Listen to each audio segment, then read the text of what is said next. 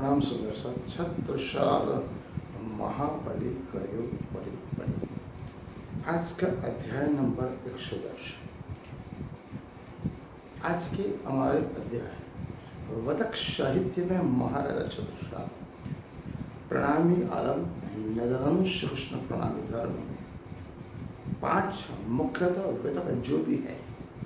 प्रथम श्री लालदास जी, दूसरा नंबर पे नवरंग स्वामी, तीसरे नंबर पे स्नेह सखी लीला सागर, चौथे नंबर पे ब्रजभूषण दास वृत्तांत मुक्तावली, 5वें नंबर बक्सी हंसराज जी महाराज की श्री मेहरराज चरित्र। 5 हिंदी साहित्य की उत्कृष्ट रचना है, स्वर्ण अक्षरों से प्रतिबद्ध है। निदान कृष्ण प्रणामी धर्म में समग्र भारतवर्ष में नहीं, समग्र ब्रह्मांड में जिसकी कीर्ति अनगिनत स्वर्ण अक्षरों से लिखी हुई। उसी समय प्रभु श्री प्राणनाथ एवं महाराजा छत्रशाल का जो संपूर्ण जीवन चरित्र, धनी श्री देवचंद्र जी महाराज का प्रादुर्भाव जामनगर नवानगर में होना, प्रभु श्री प्राणनाथ एवं महाराज छत्रशाल, इन तीनों ब्रह्मपुर धाम परम धाम में सबसे सर्वश्रेष्ठ ब्रह्म सृष्टि है। धनी देवचंद्र जी महाराज ठाकुर श्री इंद्रावती प्रभु प्राणनाथ एवं महाराज छत्रशाल शाकुंडल की वासना कहते हैं। जिस ब्रह्म सृष्टि, जिस परम धाम की बात आज से हजारों साल पहले सतयुग में ही वेद शास्त्र पुराण उपनिषद भागवत गीता एवं कथे ग्रंथ की परंपरा कुरान में दर्शाई हुई थी कि 28वें कलयुग में ब्रह्म सृष्टि उतरेगी। उनके साथ साथ परम धाम से आई हुई सर्वदान शिखियां भी उतरेगी। उनको 28वें कलयुग में इस कालमय के ब्रह्मांड में दुख का खेल दिखा के वापस परम धाम ब्रह्मपुर धाम ब्रह्म धाम में वापस ले जाने के लिए अक्षरातीत परम ब्रह्म परमात्मा श्रीराज जी, श्री धन जी, श्री कृष्ण परमात्मा स्वयं आवेश रूपे अवतार लेके धनी श्री देवचंद्र महाराज प्रभु प्राणनाथ और महाराजा छत्रशाल शाकुंड सखी की वासना, जिनकी बातें भविष्य में दर्शाई हुई थी, उन सभी बातों को हम चर्चा नहीं करेंगे। ये सभी महान संत महान आत्मा थे। अगर हम देखा जाए तो अगर आईने के अंदर मनुष्य की सभी मलिनताएं स्पष्ट रूप से उजागर होती है, इसलिए संत महात्मा को जीवन पर रहने, करने और चर्चने, उनके आचरण से, उपदेश से मनुष्य मात्र इस भवसागर से पार उतर सकता है। लेकिन प्रभु श्री प्राणनाथ के आशीर्वाद, उनके आचरण, उपदेश शैली, उनका दिया हुआ 18,758 चौपाई पंचम स्वरूप वाणी, जिनको पढ़कर मनन चिंतन ध्यान करके प्रभु श्री प्राणनाथ के आशीर्वाद के उनके भक्त चिन्हों पे चल के मनुष्य जन्म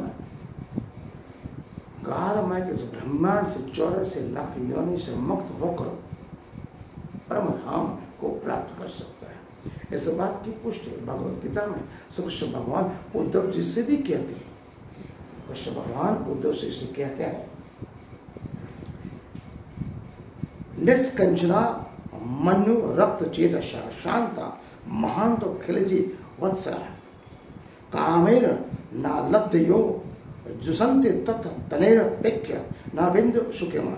श्रीमद् भागवत में 11 स्कंद में भगवान कृष्ण उद्धव जी से इस प्रकार कहते हैं। भगवान कृष्ण कहते हैं, ये उद्धव, जो मानव मुझे सर्वस्व अर्पण करता है, समर्पित करता है, जो निष्कलंक होता है, मुझे मेरे अंदर जो चित्त को जोड़ता है, शांत और प्रत्येक जीव के प्रति जिसके हृदय मन तन आत्मा में प्रेम है, सर्व कामनाओं से अलब्ध है, हृदय ऐसे महापुरुषों को परम आनंदजनक सुख का अनुभव करते, उस सुख को अनुभव को मनुष्य मात्र भी जान नहीं सकता। आज तक 5 हिंदी साहित्य उत्कृष्ट हिंदी साहित्य में हिंदी भाषा में लिखे हुए थे।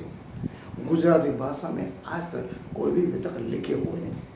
केवल और केवल गुजराती भाषा में गुजराती भाषा के जानकार सुदर्शन मानव जन के लिए इस धराधाम के गुजरात की धरतियों पर खेड़ा जिला में अलिंद्रा गांव में क्रमशः 1890 के आसपास ब्राह्मण कुल में एक सुंदर नन्हे बालक का प्रादुर्भाव हुआ। काल क्रम से उनका नाम लल्लू जी भट्ट पड़ा, जिनका नाम वासना लाल सखी था। उन्होंने शुरुआती शिक्षा मोटा मंदिर में सूरत महामंगलपुरी धाम में उन्होंने ली। उस समय के जो महंत थे वो लालदास जी के वो शिष्य थे। उनके भी श्लोक है। लल्लू जी भट्ट अपनी भाषा में अपने सदगुरु मोटा मंदिर की उनके लिए वाणी लिखते हैं। कहते हैं, नमो नमस्ते तु विशाल बुद्धे विराज जनाय या सूर्य चक्तते संता महासदगुरुवे कृपालब्धे लाल जी शंकराय चिरनमामि। नवतनपुरी धाम जामनगर में रहकर और समय के धर्मगुरु जीवराम दास जी के पास से उन्होंने सांप्रदायिक धार्मिक बना लिया। बहुत बड़े विद्वान थे कहा जाता है। लल्लू जी भट्ट का प्रादुर्भाव इस वर्ष 1890 में हुआ, लेकिन उन्होंने जिस ग्रंथ की रचना की उस ग्रंथ का वितक का नाम उन्होंने रखा वर्तमान दीपक, जिनके अंदर 87 प्रकरण है।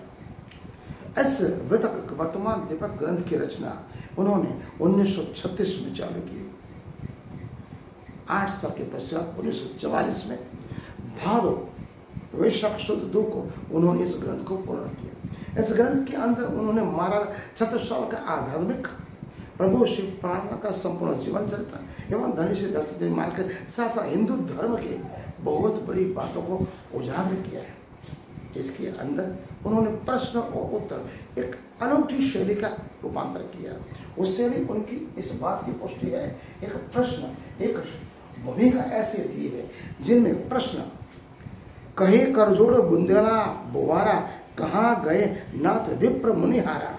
उत्तर कहने का मतलब प्रश्न महाराज छत्रसाल प्रभु प्रार्थना से पूछते हैं। इस तरह से उन्होंने ये जो वर्तमान दीपक ग्रंथ रचा वितक गुजराती में, उसमें प्रश्न कहे करजोड़ बुंदेला बुवारा महाराज छत्रसाल प्रभु प्रार्थना से प्रश्न पूछे, उसके उत्तर में कहे मुनिराज सुन सुखदाई पंडित स्वामी चरण शरणाय। कहने का मतलब एक व्यक्ति जो जिन्हों हम कल्पित कर सकते वो महाराज छत्रसाल प्रश्न पूछते हैं, उसके उत्तर में प्रभु प्राणनाथ उसका जवाब देते। मतलब 2 व्यक्ति को संवाद प्रक्रिया के अनुरूप उन्होंने इस वर्तमान दीपक की रचना की। आज का अध्ययन हम यहाँ पूर्ण करते हैं। लल्लू जी भट्ट, जिन्हें लाल सखी के नाम से जाना जाते हैं, गुजरात के वतनी थे। उनकी परम धाम गमन साल 1950 या 1960 के आसपास की। कहा जाता है 5 हिंदी साहित्य महान वितक ग्रंथ। छठा गुजरात प्रदेश का लल्लू जी भट्ट का वर्तमान दीपक।